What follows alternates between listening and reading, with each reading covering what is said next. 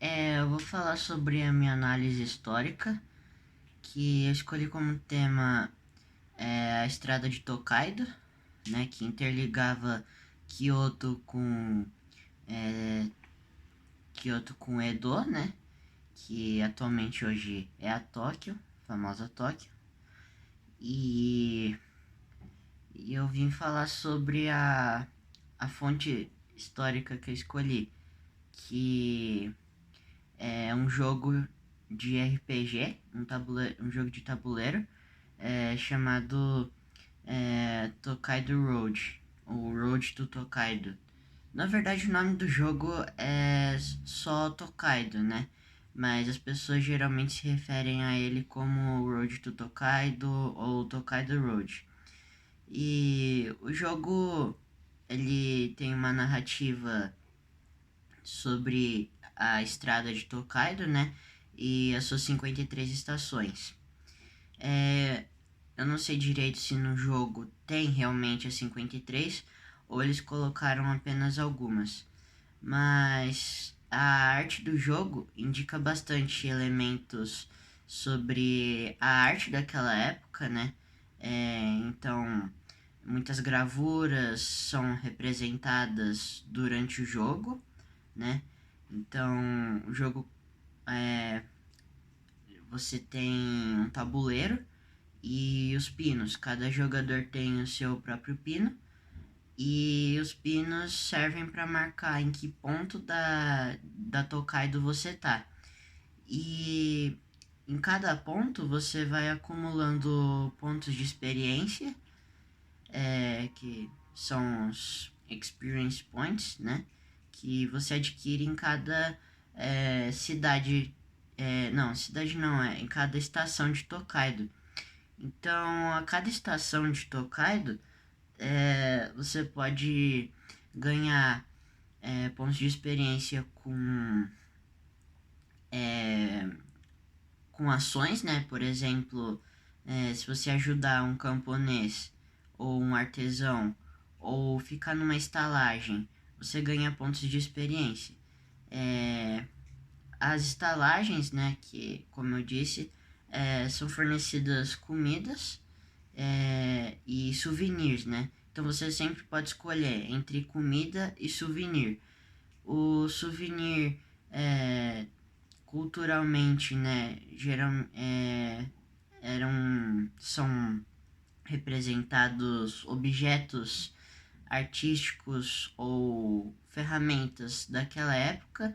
Então, um, um elemento famoso no jogo é o shamisen, que é um instrumento de cordas criado no Japão durante o período Edo, ou talvez até antes. E o período Edo ele foi caracterizado pela é, ascensão da, digamos, paz do Japão, né?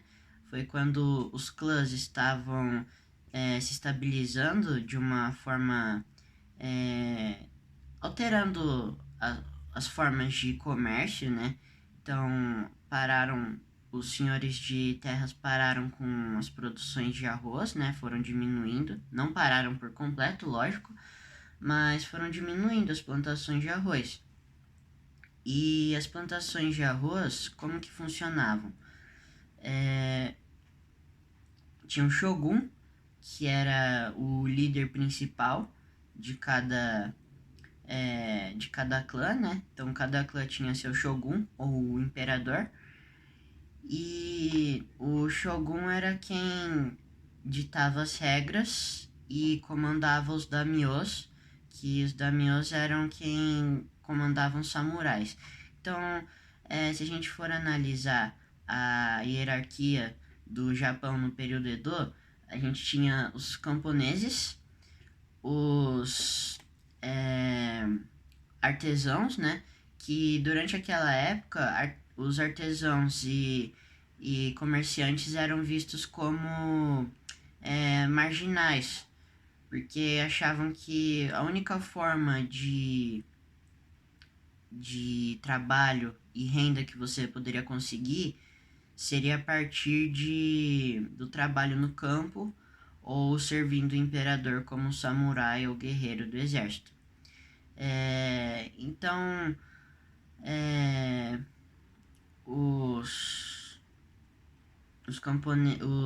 tinham os artesãos, e depois dos artesãos vinham os, é, os senhores de terra, né? Então era quem fazendeiros, né? Então era quem comandava os camponeses para plantar.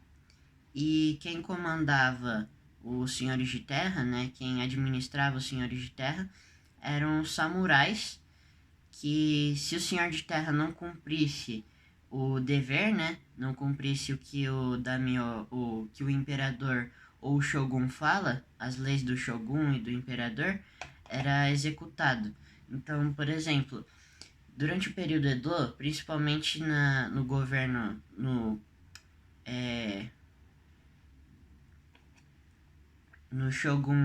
shogungado de Tokugawa Ieyasu, né, que foi um dos shoguns do período Edo, o mais marcante deles, né, se você não obedecesse às ordens do shogun, era executado. Então, por exemplo, o Ieyasu, ele tinha uma forma de hierarquia e governo muito rígida. Então, ele sempre tinha samurais em todos os campos administrando o trabalho dos camponeses, se eles estavam fazendo tudo direitinho. Se não, o imperador ou o shogun, né? É que assim, tinham clãs que tinham imperadores e clãs que tinham shoguns. Os shoguns, durante o período Edo, tiveram mais força, né, política durante essa época. Então, quando não cumpriam, eles mandavam tropas de samurai para executar os camponeses e, além dos camponeses, os senhores de terra, certo? E aí, como eu havia falado, o Tokugawa Ieyasu, ele era muito rígido, né? Então ele não deixava muitos comerciantes ou mercadores atuarem, né? No comércio, né? Realizarem uma forma de comércio. E meio que os camponeses e senhores de terra começaram a se revoltar, e até os famosos ninjas, como todo mundo gosta de chamar, ou shinobi, eles eram camponeses que se revoltavam contra os imperadores e shoguns. E aí, por conta de algumas revoluções que tiveram, né, dentre os camponeses junto com os senhores de terra, eles conseguiram estabelecer postos de comércio. Então começou pequeno. Aí nesse ponto já é o começo de Tokaido. Então nesse comecinho dessas pequenas revoluções, pode-se considerar que foi a primeira revolução industrial do Japão. Porque como o Tokugawa Ieyasu, ele tinha um plano de unificar todos os clãs do Japão e transformar o Japão num país unificado, né? Com apenas a lei dele, ele decidiu estabilizar tudo.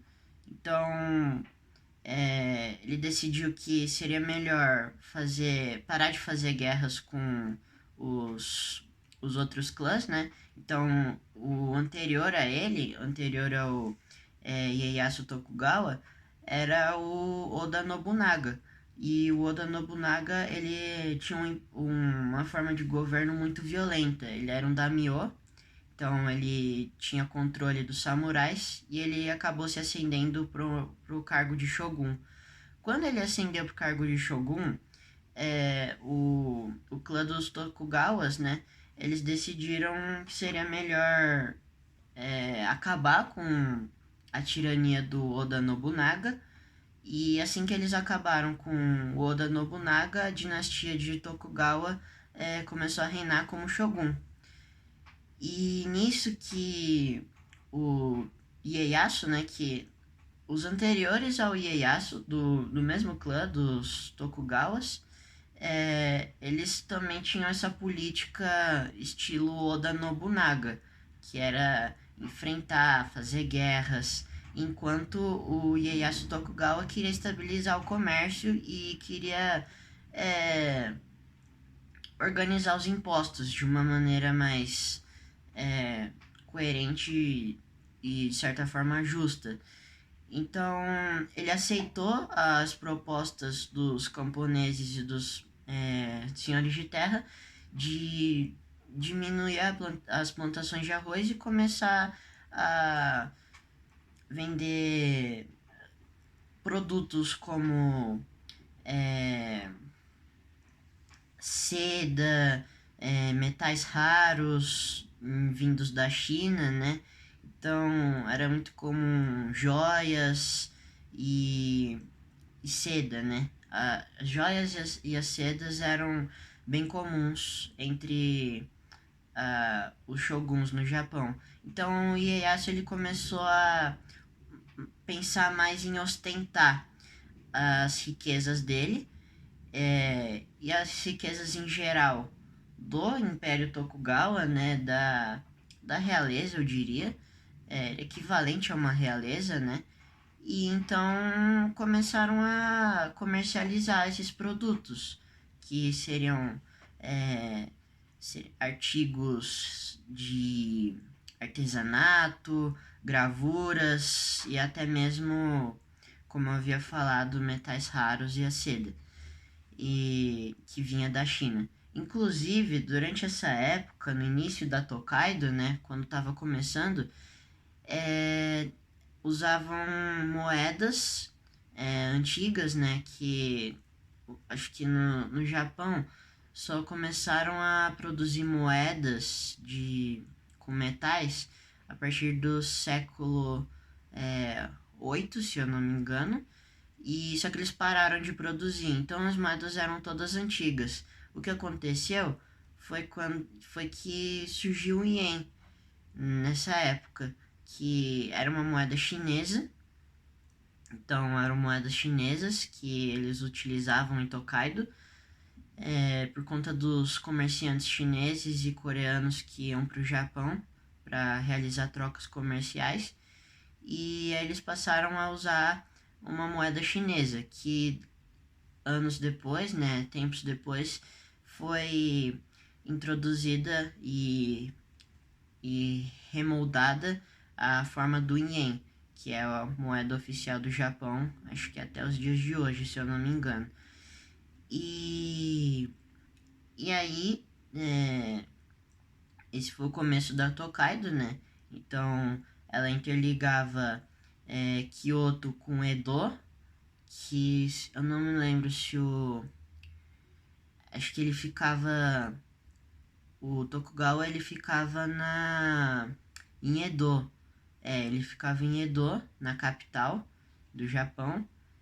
E Kyoto ficava do outro lado, assim. Então, era como se fosse uma tripinha, assim, que interligava uma estrada costeira, né? Então, a Tokaido, ela é uma estrada costeira e ela foi sendo construída nas rotas comerciais entre Kyoto e, e Edo. Então, eles construíam os postos avançados e as estações, né, para os viajantes. Então, por exemplo, os viajantes precisavam de um lugar para se hospedar. Então, foram construídas instalações, né, geralmente administradas pelos camponeses. Também foi uma época que começaram a criar muitas casas de banho, que é uma coisa muito presente no jogo, né? Eu vou voltar no assunto do jogo mais pra frente. E, e essas instalações, elas serviam para hospedagem e muitas vezes como uma forma de você vender souvenirs, né? E artigos. Aí, como eu havia falado antes, a Tokaido começou a crescer. Nisso que ela começou a crescer, ela começou a atrair bastante turista. Então, pessoas de todo o Japão iam passar pela Tokaido, não pelo destino, mas sim pelo que ela tinha no caminho. Então, por exemplo, as instalações, os restaurantes, as vendas, né, que tinham. Então, muitas vendas culturais, por exemplo, de gravuras ou de pinturas, artesanato com cerâmica. Então a cerâmica japonesa acabou sendo mais valorizada, né? Então teve uma revolução artística durante o período Edo que perpetua até os dias de hoje, né?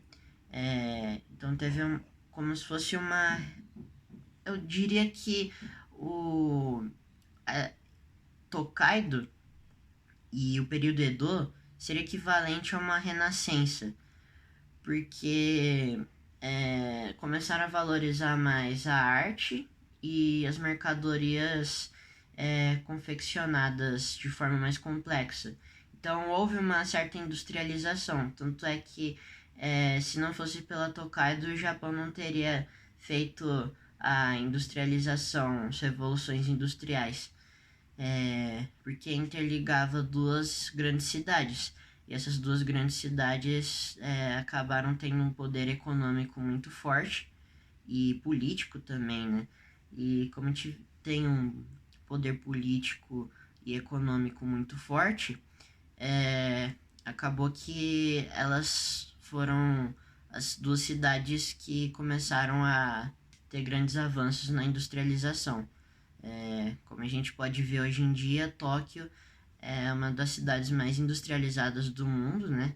Então tem muita tecnologia lá e isso é efeito de Tokaido, dos comerciantes que começaram a se instalar, formar uma estrada, né? Então antes não tinha essa estrada, ela foi sendo moldada, digamos assim.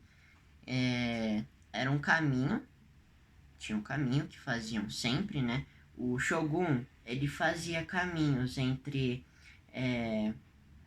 Kyoto e Edo, e aí nesses caminhos foi feita uma estrada. Os camponeses e os senhores de terra, eles aproveitaram essa estrada já formada para colocar suas estalagens. Então, nessas estalagens se tinha as estações, né? A culinária também teve grandes avanços, isso é mostrado muito no jogo, porque as comidas no jogo, elas servem como ponto de experiência. Os pontos de experiência são o que no jogo, né? Não é um jogo competitivo, você só acumula experiência. Então, por exemplo, você experimentar algo novo, isso tem no jogo, essas experiências vão contando. Então, durante o jogo, você tem missões, digamos assim. Às vezes você tem que completar um panorama. O que é um panorama? Às vezes você ganha uma carta que é uma figura. E essa figura, ela complementa outras. São três figuras, né, que complementam uma grande. Então é como se você fosse montar um cenário, sabe? Então você tem uma figura, na próxima rodada ou nas rodadas seguintes você vai adquirindo outras figuras e o jogo meio que vai sendo completado através desses panoramas, né? Dessas imagens que você tem do cenário.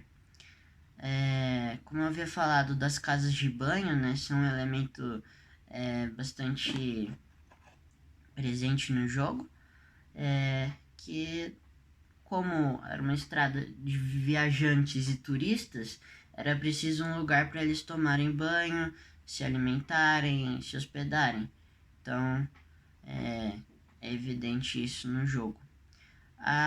Outra fonte histórica que eu peguei foi o livro chamado Os Japoneses, da Célia Sakurai, que explica sobre a história do Japão, né? E tem uma parte que explica sobre Tokaido, desde da origem da Tokaido até a perpetuação que ela tem hoje, né? A influência que ela tem hoje, né? Então, essa foi minha análise histórica sobre Tokaido. E durante o jogo, você percebe elementos comerciais que eram comercializados lá na estrada Tokaido na vida real. Então, pedaço de seda, alguns metais, moedas que você coleta e itens como o shamsen, cerâmicas, bules de chá, saquê, tudo isso tinha realmente na Tokaido. Isso que é uma coisa bem legal do jogo, que ele é bem fiel ao que se tinha, né? Por mais que a ilustração ela seja num estilo mais minimalista, né? A ilustração do jogo é minimalista, ela possui vários elementos da cultura e da estrada. Então, até o formato da trajetória que você faz no jogo, né, no tabuleiro, é propriamente a estrada E eu Tokaido vou na vida explicar real. sobre a dinâmica do jogo, como ele funciona e os elementos que eu citei durante ele. Aqui, como a gente pode ver, são os pinos, né, as peças que você usa e a trajetória que você faz durante o jogo. Cada pontinho seria equivalente a uma cidade ou um posto da Tokaido e uma instalação. Então, muitas vezes tem casa de banho, templos, loja de souvenir, enfim. Cada ponto tem uma carta específica. Você tira a carta e vê o que você tem. Então, você tem que realizar a ação da carta. Quando você realiza a ação da carta, você ganha os pontos de experiência e vai acumulando eles. Então, o jogo vai de Kyoto até Edo, ou você também pode fazer de Edo até Kyoto. Você pode escolher os dois caminhos. Como eu havia citado, a culinária japonesa ela se desenvolveu muito durante o período Edo, principalmente por causa de Kyoto. Aqui a gente pode ver, talvez seria um lamen ou um tipo de sopa conhecida como misoshiro. A minha avó faz, é muito bom. Mas não é desse jeito, né? A da minha avó é mais simples. Mas aqui a gente pode ver uma comida típica dessa época e desse local. Essa aqui são as cartas de panorama. Então, elas são completadas durante o jogo. E quando você completa, você ganha pontos de experiência e se conclui o jogo, né? Então, eu falei que não tinha competição, mas geralmente quem completa todas as cartas de panorama, né? Então, por exemplo, esse tem 2, 3 e 4 panoramas, uma imagem do Monte Fuji e possivelmente 2 viajantes olhando essa paisagem, né? E ao lado tem uma sakura, um símbolo tradicional japonês, né? Árvore de cerejeira e que possivelmente era uma paisagem vista em Tokaido, na estrada, né? Durante o percurso da estrada você conseguia ver esses elementos. E daqui a gente tem outro panorama, né? Você vê um número ali em cima escrito 3. e tem sempre esses saquinhos, né? Então, esses saquinhos são mais ou menos quantas imagens você tem que adquirir para completar um panorama. As outras duas, a 4 e a 5, elas são de uma expansão do jogo. Então, você adquire essas outras com uma expansão do jogo, uma expansão de cartas de panorama. A gente pode ver aqui, talvez seja um porto, né? E ressaltando que a Tokaido, ela era uma estrada costeira, né? Então, existiam vários portos onde os viajantes chegavam, comerciantes da China, da Coreia e possivelmente de outros locais. Então, a gente tem aqui esse panorama completo durante o jogo. Aqui a gente tem as cartas. Como eu disse, cada ponto da estrada você tem que pegar uma carta. Então a gente tem 4 tipos de carta. A primeira preta é de souvenir. A segunda azul seria as casas de banho.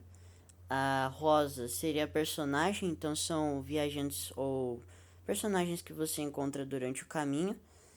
E a vermelha, a última, né, seria comida. Então você tem todos os tipos de coisas que você poderia encontrar em Kyoto. Não, em Tokaido, desculpa. Que seriam souvenirs, casas de banho, outras pessoas e comida. Como nas estalagens e estabelecimentos, né? Então, cada ponto do mapa do jogo você adquire uma carta e cada carta possui uma ação e cada ação te dá pontos de experiência. Experiência seria diferente do experiência que a gente tem como evoluir o personagem, né? Isso é diferente. Nesse jogo, experiência é como se fosse experienciar algo. Então, é isso que pontos de experiência são. Aqui é outro elemento cultural, né?